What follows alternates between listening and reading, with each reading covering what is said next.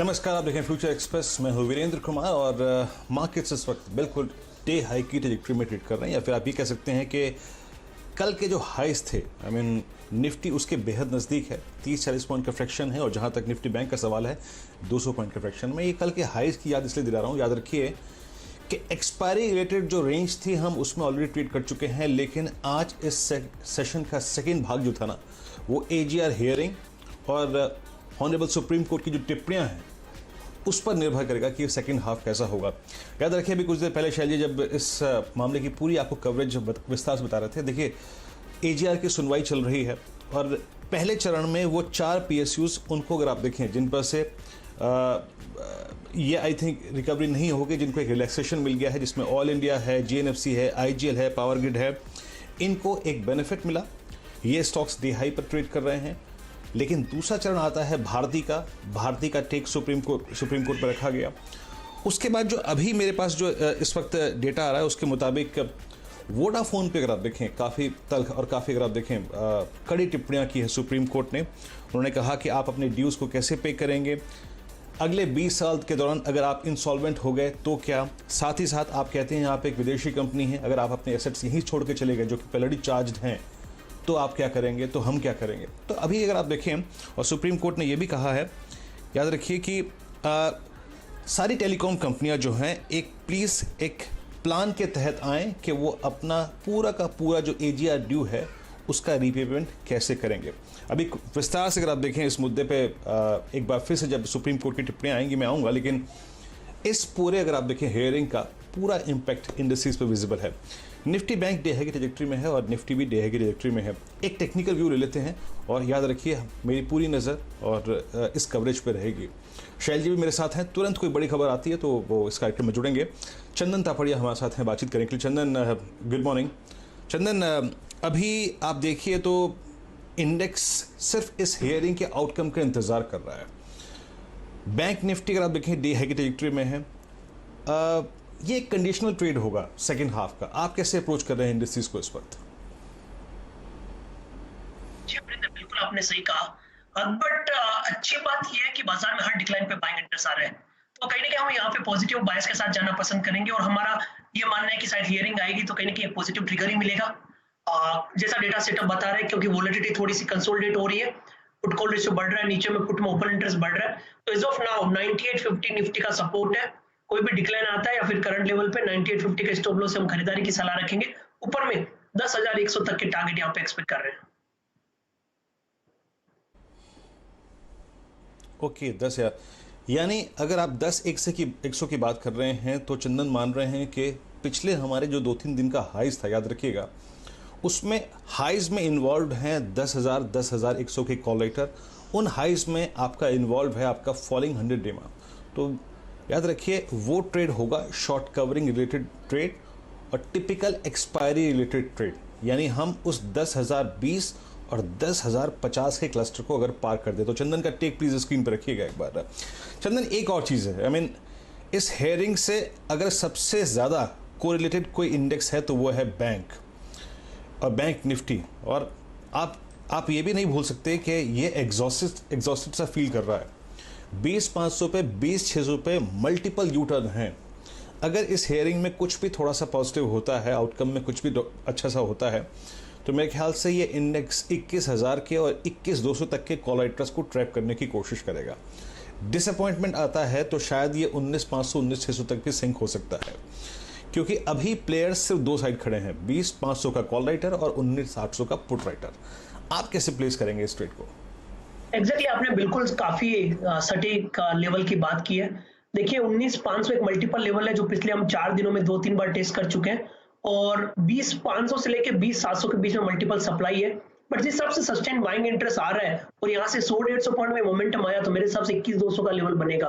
But is of now current level पे हम 20,000 के स्टॉप लॉस से खरीदारी की सलाह दे रहे हैं। ऊपर में टारगेट 20,700 और 20,700 के ऊपर निकलते एक शॉर्ट कवरिंग आएगी जो इसको जरूर 21,200 तक लेके चले जाएगी।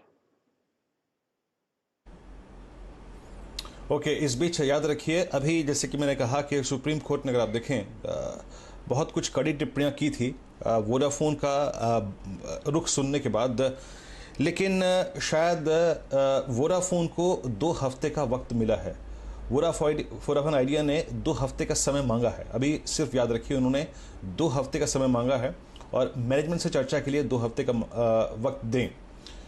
तो ये एक बड़ा पहलू है। आई थिंक याद रखिए, भारती एयरटेल ने बहुत बड़ा एक कंपोनेंट जो था AGR का, वो ऑलरेडी पे कर चुका है। तो लेकिन सारी निगाहें टिकी हुई थी वोडाफोन पे, और वोडाफोन से संबंधित जो बैंक्स थे ना, उस पर बाजार काफ़ी फोकस कर रहा था। लेकिन वोडाफोन आइडिया ने लगभग 2 हफ्ते का वक्त मांगा है। और आई थिंक एक बार प्लीज़ वोडाफोन इंट्राडे बेसिस पे लेके आइएगा चार्ट्स। 9.60 ऑलमोस्ट डे लो की ट्रैजेक्टरी में ट्रेड कर रहा है, लेकिन 568.80 दिन के हाईएस्ट जोन पे इस वक्त भारती ट्रेड कर रहा है। प्लीज़ चंदन, आई थिंक इस वक्त ये स्टॉक ऑफ द मूवमेंट है। भारती को आप कैसे अप्रोच करेंगे? जी हाँ, भारतीय हम यहाँ पे ओवरऑल पॉजिटिव सेटअप देख रहे हैं और आप देखोगे पिछले 4 दिनों से इस काउंटर ने मल्टीपल सपोर्ट 540 के आसपास बनाए हैं और पिछले महीने इसने लगभग 612 के हाई बनाए। तो कहीं ना कहीं ये वापस 50 डेमा और 540 के सपोर्ट को होल्ड करके रिवर्स स्विंग हाई 612 तक के लिए जाने के लिए तैयार हो रहा है। तो ओवरऑल खरीदारी की सलाह है और हमारा मानना है कि अपसाइड के टारगेट यहाँ पे मिलने चाहिए और थोड़ा सा भी पॉजिटिव ट्रिगर होगा तो मेरे हिसाब से भारतीय के लिए काफी बेनिफिशियल मोमेंटम रहेगा। ओके, डीओटी ने कलेक्शन का 70% भुगतान कर चुके हैं। ये अगर आप देखें भारती का बयान था, याद रखिए। और इसीलिए अगर आप देखें, समहाउ आई थिंक इस पूरी जर्नी के दौरान हेयरिंग जो चल रही थी, बाजार ने भारती को काफ़ी अगर आप देखें एडवांटेज दिया है एक। और अभी यही एक कारण है कि ये 570 की डिरेक्टरी में ट्रेड कर रहा है। मीनवाइल आप ये देखिए कि निफ्टी जो है वो एग्जैक्टली अगर आप देखें अब डे हाई पर है और ये कल के हाईएस्ट ट्रैजेक्टरी में जाने की कोशिश कर रहा है। तो चंदन की कॉल अगर आप देखें काफ़ी ठीक थी। और याद रखिए वो 10,020 10,050 एक थ्रेशोल्ड पॉइंट था। मेरा सुबह का टारगेट था 10,020। डाइव्स को खरीदेंगे, 10,020 10,050 आ सकता है, लेकिन वो कहते हैं एक्सपायरी रिलेटेड ट्रेड वो 10,050 के ऊपर ही होगा। चंदन, अब आते हैं आपके स्टॉक फ्यूचर्स पे। आपके आज के स्टॉक्स कौन कौन से होंगे चंदन? जी, स्टॉक्स की हम बात करें यहाँ पे तो हमने काफी सिलेक्टिव काउंटर बता रहे हैं और यहाँ पे पूरा फोकस हमारा एनबीएफसी काउंटर पे रहेगा कहीं ना कहीं। तो पहला ट्रेड हम यहाँ पे सजेस्ट कर रहे हैं बजाज फाइनेंस पे। बजाज फाइनेंस कहीं ना कहीं कंसोलिडेशन ओवर होता हुआ नजर आ रहा है और इस काउंटर में काफी दिनों से कंसोलिडेट हुआ था, नीचे के लेवल से बॉटम बना था। तो पहला ट्रेड बजाज फाइनेंस का है, 2380 का स्टॉप लॉस, ऊपर में 2600 का टारगेट। दूसरा काउंटर रहेगा ग्लेनमार्क, जिसमें हमारा मंथली व्यू है और पिछले लगभग 10-12 दिन का कंसोलिडेशन ब्रेकआउट इस काउंटर में देखने को मिला है, जहाँ पे ग्लेनमार्क में 395 का स्टॉप लॉस है और हमारा मानना है 430 तक का टारगेट आएगा। और थर्ड ट्रेड रहेगा एचडीएफसी लिमिटेड और मेरा मानना है कि बाजार को चलने में ये दिग्गज काफी सपोर्ट देगा और ऑलरेडी डेली और वीकली चार्ट में डबल टॉप बना के कंसोलिडेशन का मोमेंटम मूविंग एवरेज के ऊपर सरपास हो रहा है। तो 1785 का स्टॉप लॉस रहेगा एचडीएफसी लिमिटेड में, 1880 तक के टारगेट यहाँ पे हासिल होना चाहिए।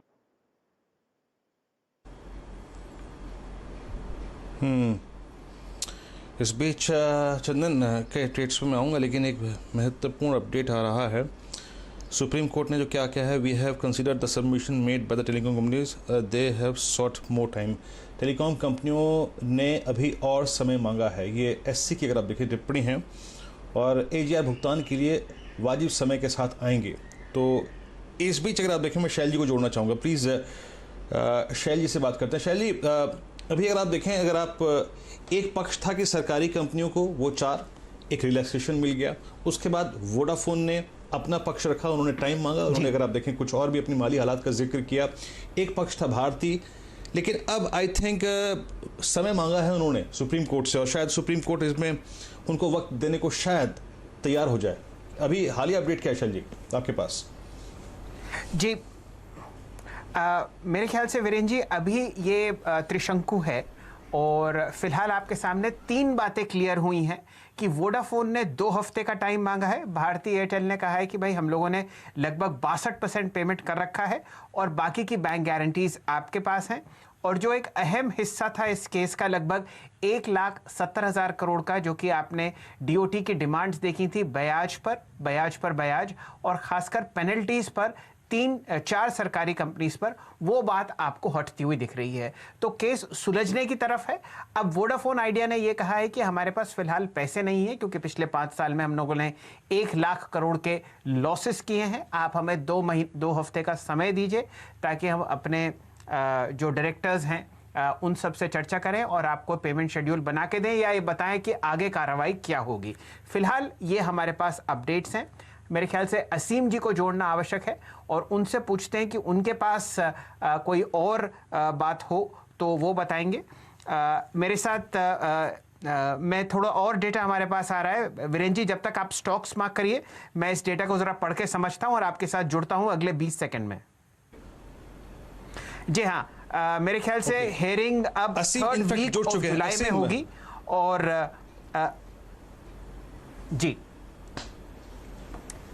असीम जी से जुड़ते हैं। बताइए असीम जी, क्या लेटेस्ट है आपके पास? विशाल जी, देखिए, सुप्रीम कोर्ट में जो सुनवाई चल रही थी उसमें जो वोडाफोन आइडिया था उसने कहा कि 2 हफ्ते का उनको वक्त जो और चाहिए ताकि अपनी मैनेजमेंट से डिस्कशन जो है वो कर सके, क्योंकि सुप्रीम कोर्ट बार बार कह रहा था कि अगर आपको कंटिन्यू करना तो आपको कोई ना कोई अपफ्रंट अमाउंट जो है जमा करानी पड़ेगी।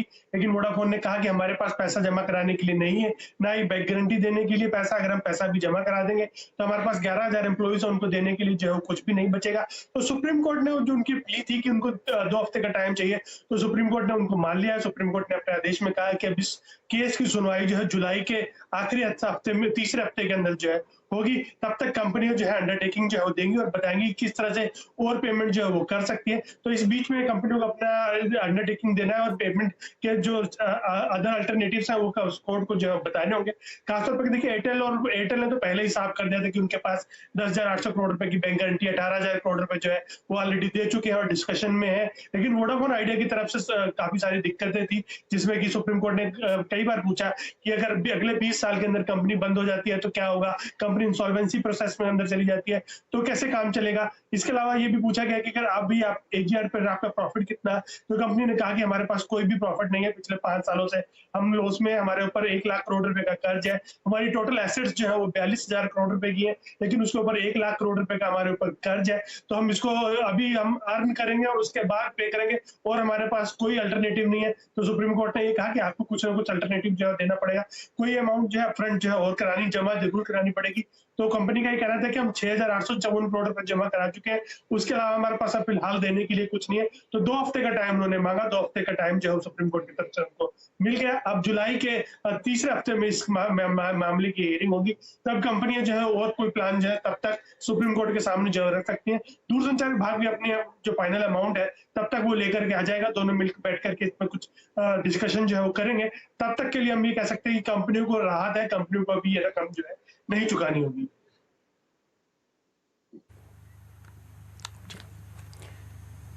तो वीरेंद्र जी, मेरे ख्याल से आज के 2 डेवलपमेंट्स हैं जो अहम हैं और बाजार को उस पर ध्यान देना चाहिए। एक, जो पब्लिक सेक्टर 4 कंपनीज पर एक ओवरहैंग था वो आपको हटता हुआ दिखेगा सुप्रीम कोर्ट की तरफ से और डिपार्टमेंट ऑफ टेलीकम्युनिकेशंस की तरफ से। तो इनकी बैलेंस शीट्स जो स्ट्रेस में थी, बोरोइंग में इशू थी, वो आपको हटता हुआ दिखेगा। और आप देख लीजिए gas authority of India, power grid, खासकर GNFC और चौथी कंपनी ऑयल इंडिया, यहाँ पर आपको एक अच्छा रुझान आता हुआ दिखेगा। एक परेशानी थी भारती एयरटेल की, लेकिन उन्होंने पहले से ही बहुत अच्छा क्या कहना चाहिए प्रोविजन कर रखा अपने बैलेंस शीट पर, फंड्स उनके पास हैं और लगभग 18,000 करोड़ वो ऑलरेडी पे कर चुके हैं। जो बकाया है उन्होंने कहा है कि DOT के साथ उनकी चर्चा जारी है। 10,800 करोड़ की बैंक गारंटीज है, अगर सरकार चाहे तो उस पर नज़र रख सकती है। बात है सिर्फ वोडाफोन आइडिया की। उन्होंने ये कहा है कि फ़िलहाल वो पैसे देने की क्षमता में नहीं है। सुप्रीम कोर्ट ने शायद उनको 2 हफ्ते का समय दिया है ये पता करने के लिए कि भाई आप किस तरीके से पेमेंट शेड्यूल करेंगे, और अगली हेयरिंग अब आपको जुलाई के तीसरे हफ्ते में होती हुई दिखेगी। तो ये आज के डेवलपमेंट्स थे एडजस्टेड ग्रॉस रेवेन्यू के टेलीकॉम केस के लिए। वीरेंद्र जी, शुक्रिया शैलेश, शुक्रिया इस पूरी बातचीत के लिए। तो अगर आप देखें ये मामला डिफर्ड हो गया जुलाई के तीसरे हफ्ते तक के लिए, लेकिन एक राहत भारतीय एयरटेल के लिए यहाँ पे है। वोडाफोन फिर अगर आप देखें बैकफुट पे है। बाजार अगर आप देखें ऊपर गया, लेकिन अब ये सुनवाई टलने की जो खबर आई थी ना उसके बाद थोड़ा सा पीछे आया है। 20,325 निफ्टी बैंक। चंदन, बहुत बहुत शुक्रिया आप इस कार्यक्रम में शामिल हुए। मेरे को एक ब्रेक लेने का वक्त हो रहा है, एक छोटा सा ब्रेक के बाद आशीष वर्मा आपके साथ होंगे। नमस्कार।